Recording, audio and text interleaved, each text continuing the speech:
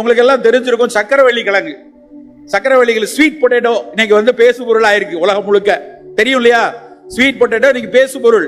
உருளைக்கிழங்கு வேணான்னு சொன்னீங்களாடா, இனிமேல் நாங்க ஸ்வீட் பொட்டேட்டோ சாப்பிடலாமா? ஸ்வீட் பொட்டேட்டோ சர்க்கரையில அந்த கிளைசிமிக் இண்டெக்ஸ் கொஞ்சம் குறைவு. உருளைக்கிழங்கு வேகமா அப்சார்ப் ஆகும். சக்கரவள்ளி கிழங்கு வேக வச்சுட்டோம்னா அதனோட கிளைசிமிக் இண்டெக்ஸ் குறையுது அப்படின்னு கண்டுபிடிச்சிட்டான்.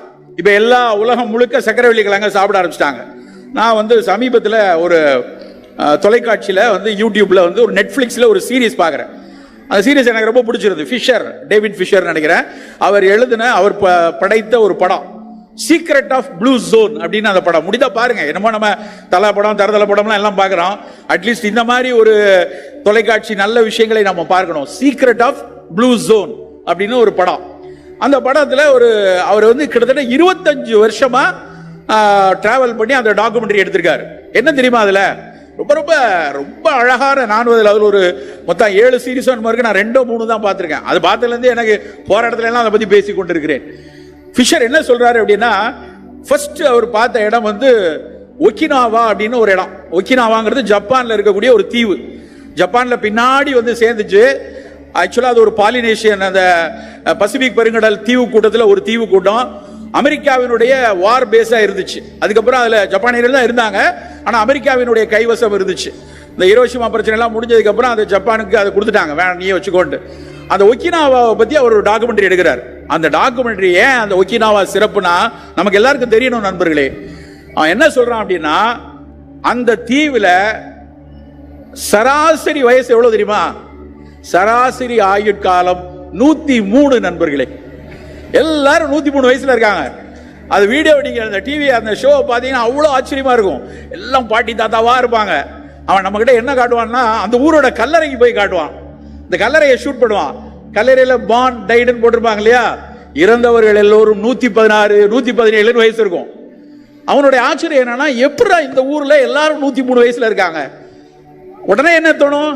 என்ன சாப்பிடுறாங்க, எப்படி வாழ்றாங்க, எதை படிக்கிறாங்க, எதை ரசிக்கிறாங்க கேட்கணும் இல்லையா? அவன் வாழ்க்கை அதை வச்சு தானே. அதை நான் பார்க்கும்போது அவர் 4 விஷயத்தை அவர் போடுறார். என்னுடைய அந்த படிப்படியா அவங்க சொல்லுவாங்க, ஒரு 4 விஷயத்தை சொல்றாரு. ஃபர்ஸ்ட், அதை எல்லாத்தையும் ஒரு 103 வயசு பாட்டியம்மா தான் எக்ஸ்பிளைன் பண்ணும். அந்த பாட்டியம்மா சொல்லும், நாங்க ஏன் இப்படி இவ்வளவு முதுமையில நல்லா இருக்கோம் அப்படின்னா, முதல் விஷயம் சொல்லும், ரொம்ப ஆச்சரியமான விஷயம். நாங்க எல்லாரும் விவசாயம் செய்வோம். நான் வந்து எனக்கு வேண்டிய கீரையை, எனக்கு வேண்டிய புரோக்கோலிய, எனக்கு வேண்டிய முள்ளங்கி கீரையை நான் போய் தினம் இருப்பேன். விவசாயம் செய்ய வேண்டும் நண்பர்களே. நாம் நம்ம வீட்டில் ஒரு சின்ன நிலம் இருந்தாலும் எவ்வளவு முடியுதோ நமக்கு ஒரு கீரையோ ஒரு காய்கறியோ ஒரு தோட்டம் அதை போட்டு எடுத்துக்கணும். ஹராகுச்சி அப்படின்னு பேர். ஹராகுச்சி 3 வார்த்தை வரும். 80% தான் சாப்பிடணும் எப்பவுமே. 80% ஆஃப் ஃபுட் 80%. அப்புறம் ஜப்பானிய வாழ்க்கை முறையுடைய இக்கிகாய், அந்த இக்கிகாய்ங்கிற அந்த வாழ்வியலை நான் பின்பற்றுகிறேன். இதை சொல்லிட்டு கடைசியா சொல்லுவாங்க, எங்களுடைய உணவுல ரொம்ப சிறப்பு என்னன்னா, என்னுடைய ஊரை சுற்றி இருக்கக்கூடிய தீவை சுற்றி இருக்கக்கூடிய மீன்கள், அந்த பாலினேஷியன் ஐலண்ட்ல அதுல கிடைக்கக்கூடிய மீன். அதுக்கடுத்து 2வது விஷயம் என்னன்னா, அங்க விளையக்கூடிய பர்பிள் நிற கருணியில சக்கரவள்ளி கிழங்கு, ஸ்வீட் பொட்டேட்டோல மேல பர்பிள் கலர்ல இருக்கும். நம்ம பாக்குறது இங்க ஒரு ஆரஞ்சு ரெட்டிஷ் இருக்கு இல்லையா? அவங்க ஊர்ல வந்து பர்பிள் கலர்ல இருக்கக்கூடிய அந்த ஸ்வீட் பொட்டேட்டோ. அந்த சீரீஸ் நெட்ஃபிளிக்ஸ்ல உலகம் முழுக்க பரவலான உடனே உலகம் முழுக்க இன்னைக்கு வந்து அந்த பர்பிள் பொட்டேட்டோ வர ஆரம்பிச்சிருச்சு. சென்னையில கிடைக்க ஆரம்பிச்சிருச்சு. பெரு நிறுவனங்கள்லாம் அதை விளைவிச்சு கொண்டு வரான். ஏன் அதுல இருந்து நமக்கு தெரிய வேண்டிய விஷயம் என்ன தெரியுமா? அந்த பர்பிள் நிறம் இருக்கு இல்லையா, அந்த கரு நீல நிறம், அது வந்து அதுல இருக்கக்கூடிய ஆந்தோசைனின். அந்த ஆந்தோசைனின்ங்கிறது புற்றுநோய்கள் வருவதை தடுக்கக்கூடிய சத்து. அது கருணியில ஒக்கினோவால கிடைக்கக்கூடிய ஸ்வீட் பொட்டேட்டோல மட்டும்தான் இல்ல, நம்ம ஊர் திண்டுக்கல் பன்னீர் திராட்சையில இருக்கு, நம்ம ஊர் கத்திரிக்காயில இருக்கு, நம்ம ஊர்ல கிடைக்கக்கூடிய நவ்வாப்பழத்தில் இருக்கிறது நண்பர்களே. அப்ப ஏன் நாம நவ்வாப்பழத்தை வாங்கி சாப்பிடக்கூடாது? ஃபிஷர் வந்து secret of Namakkal, secret of Tiruchengode எடுக்கிறதுக்கு ரொம்ப நாள் ஆகும். ஆனா நம்ம ஊர் பக்கத்துல நவ்வாப்பழம் கிடைக்காதா? நாம நவ்வாப்பழம் விளையும் போது, நாவல் பழம் விளையும் போது நாம் வாங்கி சாப்பிடும். நாவல் பழம் சாப்பிட்டு முடிச்சு நம்ம எல்லாம் சின்ன பிள்ளைல நாக்கு நீட்டி விளையாடுவோம் இல்லையா? ஓ நாக்கு எவ்வளவு ப்ளூ ஆயிருக்கு, ஏன் நாக்கு எவ்வளவு ப்ளூ ஆயிருக்குன்னு பேசுவோம். அந்த ப்ளூ கலர்ல வர்றது ஆந்தோசைனின். அந்த ஆந்தோசைனின் புற்றுநோய்க்கு எதிரானது நண்பர்களே. அப்படியான விஷயத்தை நம்ம தான் தேடி தேடி படிக்கணும். நம்ம தான் தேடி தேடி இது போன்ற பொருட்கள் நம்ம ஊர்ல என்ன இருக்கு, அந்த சீக்ரெட் ஆஃப் ப்ளூ ஜோன் பார்த்ததுக்கு அப்புறம் தான் ஓ அந்த அம்மா சாப்பிட்டு சொல்றது இந்த விஷயம் இத்தனை ஆண்டு காலமாக அவர்கள் வழக்கத்தில் இருக்குன்னா இதே நம்ம ஊர்ல என்ன கிடைக்குது. அதுக்காக நம்ம உடனே ஜப்பான்ல இருந்து அந்த மீனை இறக்குமதி பண்ணு, ஜப்பான்ல இருந்து அங்கிருந்து பழம்பாசி இறக்குமதி பண்ணுன்னு வேண்டாம். அது அவர்கள் ஊரில் அவர்கள் சாப்பிட்டோம். நம்ம ஊரில் இதே மாதிரி பொருள் இங்க இருக்கா? இங்க நம்ம ஊர்ல இதே மாதிரி 100 வயசுல இருந்த அன்னைக்கு இருந்த ஒரு தமிழ் பாட்டி ஔவை நெல்லிக்கனியை பத்தி சொன்னாங்களே, எத்தனை ஆண்டு காலமா இன்னைக்கு வரைக்கும் இருக்கு. ஒரு பொருள் 2000 வருஷமா பேசு பொருளா இருக்கு அப்படின்னா அப்ப அதுல எவ்வளவு முக்கியத்துவம் இருக்கணும். சும்மா அதை பாடி வைத்துட்டு போலையே. எல்லாரும் படிக்கிறோம் பாடத்துல அதிகமான ஔவைக்கு நவை இது கொடுத்தாங்க, நீ தமிழ் மூதாட்டி, நீ வயசான காலத்துல நல்ல தமிழ் தொண்டாட்டணும், நீ தான் ரொம்ப நாள் உயிர் வாழணும்னு சொல்லி கொடுத்தாங்கன்னு படிக்கிறோம். இந்த கதை எல்லாருக்கும் தெரியும். எத்தனை பேர் வீட்டில், உங்கள் எத்தனை பேர் வீட்டில் இன்றைக்கு உங்கள் வீட்டில் நெல்லிக்காய் எத்தனை பேர் வீட்டில் இருக்கு? எத்தனை பேர் வீட்டில் இன்னைக்கு இருக்கு? இன்னைக்கு உங்க வீட்டில் இருக்கணும். எனக்கு தெரிஞ்ச ஒருத்தர் தூக்குனாரு, இல்லையோன்னு தெரியலையேன்னு கையிறக்கிட்டாரு. 2 பேர் தூக்குறாங்க, மொத்தமே 10 பேர் கூட இருக்க மாட்டாங்க. நம்ம எல்லார் வீட்டிலும் இருக்க வேண்டிய பொருள் நெல்லிக்காய். எல்லா நேரமும் கிடைக்குது. நானும் என் மனைவியும் வாசுதேவநல்லூர் தென்காசி பக்கத்தில் ஒரு இடத்துக்கு போறோம். வண்டியில போகும்போது ஒரு பெரிய நெல்லி கூட்டம். அந்த மரம் முழுக்க கொத்து கொத்தா நெல்லிக்காய் எப்படி கொத்து காய்ச்சிருக்கும் பார்க்கும்போது தெரியும் இல்லையா, அப்படி காய்ச்சிருக்கு. தடார்னு வண்டியை நிறுத்திட்டு அந்த நெல்லிக்காய் கொஞ்சம் வாங்கிட்டு போவோமே அப்படின்னு நினைக்கிறோம். நான் வண்டியை நிறுத்தி விட்டு இறங்கி, அது ஒரு மலைப்பகுதியான ஒரு காடு, அதுக்குள்ள போய் இறங்கி போய் அதுல ஒரே ஒரு காவலாளி தோட்டக்காரர் ஒருத்தர் நிற்கிறாரு. அவர்கிட்ட போய் சார் கொஞ்சம் நெல்லிக்காய் வேணும், நல்லா காய்ச்சிருக்கு, நான் கொஞ்சம் வாங்கலாமா அப்படின்னு கேட்குறேன். அவர் சொல்றாரு, சொன்னதுதான் வேதனை, எவ்வளவு வேணுமோ எடுத்துட்டு போங்க சார். பறிக்கிறதுக்கு ஆள் கிடையாது, விற்கிறதுக்கு ஆள் கிடையாது, கிலோ 5 ரூபாய் கூட எடுக்க மாட்டேங்காங்க சார். எனக்கு உண்மையிலேயே படு வேதனையாக இருந்தது.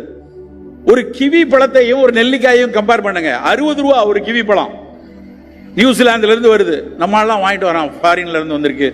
கிவி வாங்கி எங்க வீட்டில் சேலட்ல எல்லாம் நாங்கள் கிவி, ஸ்ட்ராபெரி, ப்ளூபெரி, பிளாக்பெரி தான் போடுவோன்னு பெரும் பீத்திக்கிட்டு இருக்காங்க. ஆனா அந்த கிவி பழத்தை விட 3 மடங்கு நெல்லிக்காயில விட்டமின் சி இருக்கு. அது கிவியில் இல்லாத பல டானின் முதலான பல பைட்டோ கெமிக்கல்ஸ் வந்து நெல்லிக்காயில இருக்கு. ஆனால் நெல்லிக்காயை நாம் பெருமிதமாக இன்றைக்கு வரைக்கும் கொண்டாட தவறுகிறோம் நண்பர்களே. கேட்டா நெல்லிக்காயில நான் ஊறுகாய் போடுறேங்க. நம்மால் எதை எடுத்தாலும் ஊறுகாயை போட்டு, இல்லைன்னா பஜ்ஜி போடுவாங்க.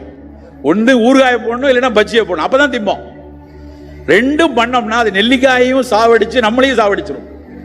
நம்ம அப்படி செய்யக்கூடாது. நெல்லிக்காவை நாமளே சவைச்சு, தினம் ஒரு நெல்லிக்காய், சின்ன பிள்ளைகள் நாங்களாம் விளையாடுவோம், ஒரு நெல்லிக்காயை சவைச்சு சாப்பிட்டுட்டு தண்ணி குடிச்சா, நெல்லிக்காய் சாப்பிட்ட உடனே தண்ணி குடிச்சா இனிக்கல, எவ்வளவு ஒரு பேரானந்தமான அனுபவம். அதை நம்ம கொண்டாடி கொண்டாடி அந்த கதைகளை அடுத்தடுத்த தலைமுறைக்கு சொல்லணும்.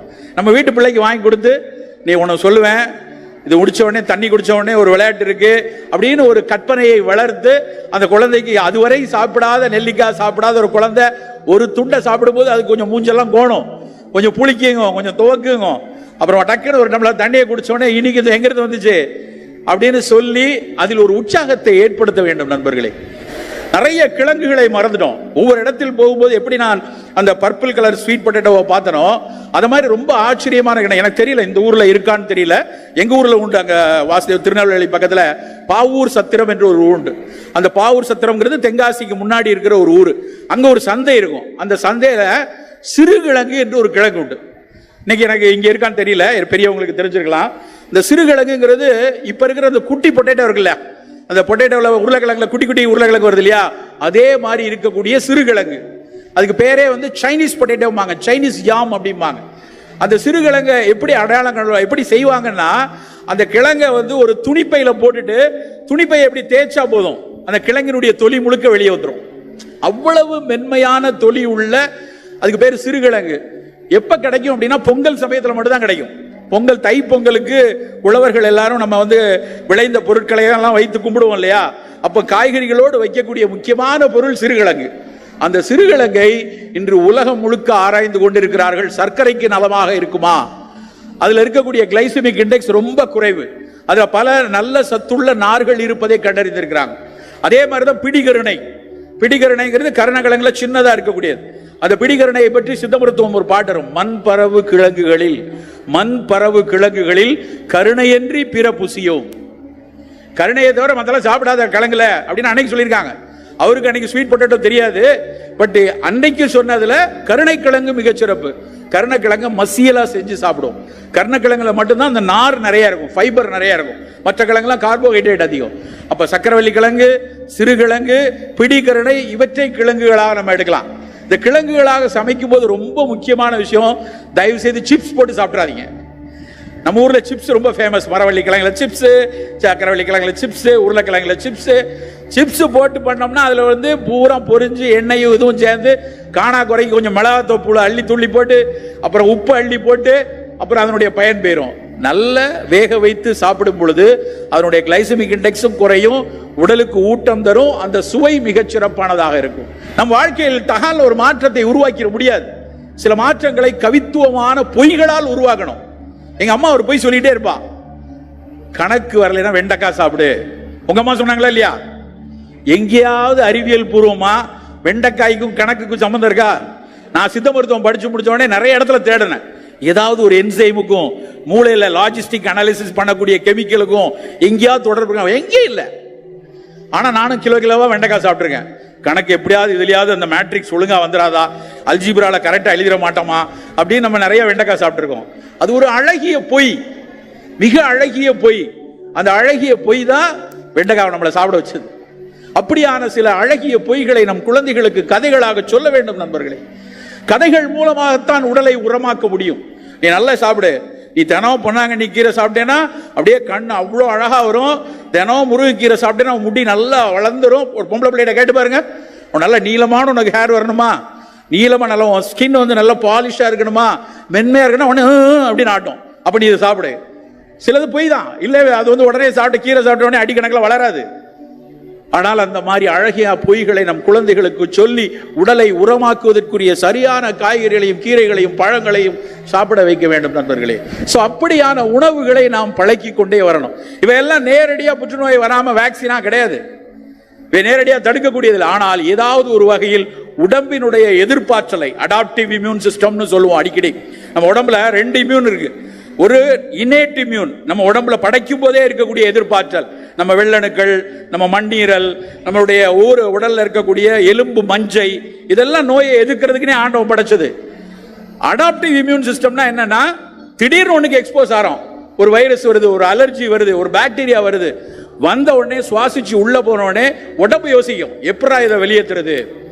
அப்படி யோசித்த பின் பணியாற்றுகிற சிஸ்டத்துக்கு பேரு தான் அடாப்டிவ் இம்யூன் சிஸ்டம். அந்த அடாப்டிவ் இம்யூன் சிஸ்டம் குறைந்து கொண்டே இருக்கிறது நண்பர்களே நம்மகிட்ட. அதனாலதான் கோவிட் வந்தோடனே திணறிட்டோம். நம்ம பெருவாரியான திணறலுக்கு காரணம் நம்மளுடைய அடாப்டிவ் இம்யூன் சிஸ்டம். அதை கண்டுபிடிக்க முடியல. அப்புறம் கொஞ்சம் கொஞ்சமா ஹெர்ட் இம்யூனிட்டி வந்து அப்புறம் வேக்சின் போட்டு அதுக்கப்புறம் தான் தப்பிச்சு வந்தோம். ஆனால் வர இருக்கக்கூடிய காலங்களில் நம்ம எல்லாரும் நினைக்கிறோமா கோவிட் போயிடுச்சா, கோவிட் எல்லாம் போய் மெல்ல முகமுடி போடலை, ஜாலியாக எல்லாரும் உட்கார்ந்துருக்கோம், இல்லைன்னா சமூக இடைவெளி விட்டு அங்கே எங்கன்னா உட்கார்ந்துருப்போம். ஆனால் உண்மையில இப்ப இருக்க ஆராய்ச்சி படி என்ன சொல்றான்னா, கோவிடினுடைய புரதம் ஒவ்வொருத்தர் ரத்தத்துக்குள்ளேயும் இருக்குங்கிறான். இப்ப பல ஆராய்ச்சிகள் மூளையின் ரத்தத்தில் இருக்கு, திசுல இருக்கு, இதயத்தில் இருக்கு, கிட்னில இருக்கு. அந்த ஸ்பைக் புரோட்டீன் படிச்சோம் இல்லையா, அந்த ஸ்பைக் புரோட்டீன் இன்னுமே உலாவிட்டு இருக்கு. அப்ப ஏன் ஒண்ணும் செய்யல? நம்முடைய எதிர்பார்த்தல் அதை கட்டுப்பாட்டில் வச்சிருக்கு.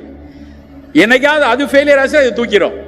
இதே மாதிரி வேற வைரஸ்கள் நம்ம உடம்புக்கு வரலாம். இனி வரக்கூடிய நாட்கள்லையும் வேறு வைரஸ், அப்படி வைரஸ் வந்தாலும் அதை எதிர்க்கக்கூடிய அந்த அடாப்டிவ் இம்யூன் சிஸ்டம் இருந்தா தான் நம்ம இந்த மாதிரி நோய்கள்ல இருந்து தவிர்க்கணும். அதற்கு இப்படியான ஒரு விஷயத்திலும் நம்ம அக்கறை இருக்கணும். நெல்லிக்காய் சாப்பிடணும், நல்ல சிகப்பு அந்த சக்கரவள்ளி கிழங்கு எடுத்துக்கங்க, சிறு கிழங்கு எடுத்துக்கொள்ளுங்க. கசப்பும் துவர்ப்பும் நமக்கு பிரதான உணவுகளா இருக்கணும். ஆனால் அநியாயத்துக்கு நம்ம சாப்பாடு எப்படி ஆயிடுச்சுன்னா, பெரும்பாலும் பார்த்தீங்கன்னா இனிப்பு உப்பு, இல்லைன்னா புளிப்பு காரம், இனிப்பு உப்பு புளிப்பு காரம், இந்த 4க்குள்ளேயே தான் திரிச்சுட்டு இருக்கோம். கசப்பும் தோற்பும் காணாமே போச்சு. கசப்பா ஏதாவது கொடுத்தா கூட அதை இனிப்பா மாத்திரம். எங்க வீட்டில் பாவக்காய் பொரியல் பண்ணீங்கன்னா அமிர்தமா இருக்குமா ஒருத்தன். என்னடான்னு பார்த்தா நல்லா வெட்டி எண்ணெயில வதக்கி அதுல கொஞ்சம் வெல்லத்தை போட்டு அப்புறம் அதை சாப்பிடும்போது தேவாமிர்தமா இருக்குமா. அதுக்கு நீ பேசாம சக்கரை பொங்கல் திருட்டு போயிட வேண்டியதானே. பாவக்காய் பொரியல்னா கசப்பா தான் இருக்கணும். பாவக்காயினுடைய கசப்பு நமக்கு வேணும், கோவக்காயினுடைய கசப்பு வேணும். கருவேப்பிலை துவையல் சாப்பிடணும். நம்ம தினம் எதுக்கு தேங்காய் சட்னி, ஒரு நாள் கருவேப்பிலை துவையல் சாப்பிடுவோம், ஒரு நாள் புதினா சட்னி சாப்பிடுவோம். கசப்பும் துவர்ப்பும் வேண்டு கொண்டே இருக்கணும் நண்பர்களே. துவர்ப்பு என்பது வாழைப்பூ வாழைத்தண்டு, நம்ம ஊர்ல இருக்கக்கூடிய வாழைப்பூ வாழைத்தண்டுல இருக்கக்கூடிய பல சத்துக்கள் வேற எந்த இதுலயும் கிடையாது. அந்த துவர்ப்பு சுவை, துவர்ப்புங்கிறது தமிழாசிரியர்களுக்கு தெரியும். துவர்த்தல் அப்படின்னா உலர்தல் அப்படின்னு அர்த்தம். டீஹைட்ரேட் ஆறுது, உலர்தல். நம்ம உள்ளுக்கு இருக்கக்கூடிய தவறான நச்சுக்களை உலர வைக்கக்கூடிய தன்மை, உடம்புல இருக்கக்கூடிய தேவையில்லாத விஷயத்தை உலர வைக்கக்கூடிய தன்மை துவர்ப்புக்கு தான் உண்டு.